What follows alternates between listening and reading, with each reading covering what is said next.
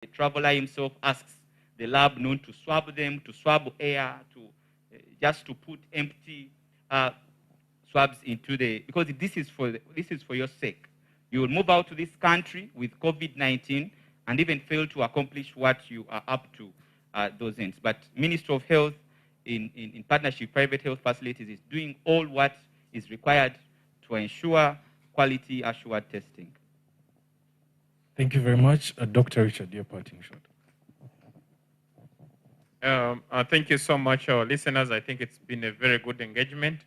And I also want to re-emphasize that much as we have the responsibility of protecting the country against the variants and all the other infections, also our listeners or the public has a responsibility of also protecting themselves. And I think that's the only way we can win this battle against COVID. There are scenarios of people wanting to escape and dodge being tested. I want to encourage families not to receive people who are coming from abroad when they've not received their tests done in Uganda. The more we test, the more we avoid the possibility of having COVID in our families.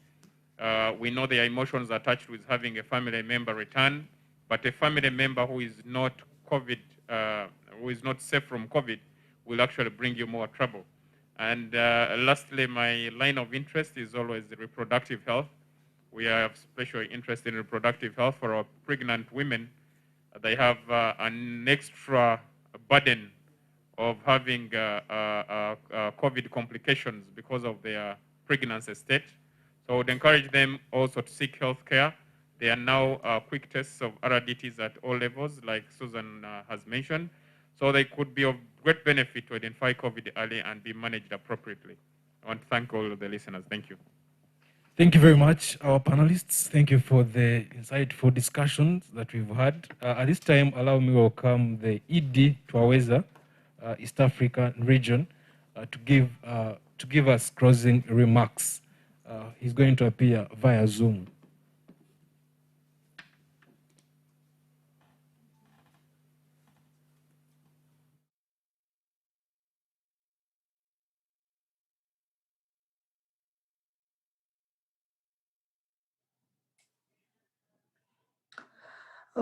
Thank you so much, Jacob. Let me invite Aiden to join us. Good afternoon. Can you hear me? Yes, Aiden, we can hear you. Please proceed. Thank you.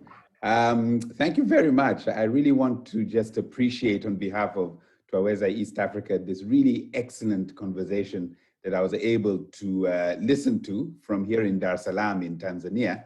Sadly, I joined a bit late because, true to, in something that is very relevant to what we're discussing, I was actually attending a funeral mass for somebody who passed away here in Tanzania, a family friend to COVID. So I was unable to attend the first hour and a half or so of this conversation. But what I heard as I left and came back home was a lot of rich information.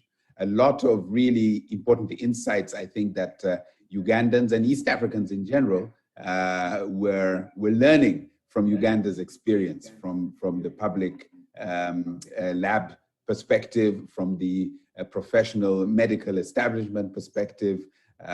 So this was really a wonderful example, I think, of a great collaboration between civil society, such as we are in Twaweza, and the government of the Republic of Uganda, to really inform the public on what the efforts are, on what the misconceptions are, and how to put those aside, providing citizens with important factual information, with guidance on issues such as testing. I think this is a really important collaboration that I think has a lot of benefit.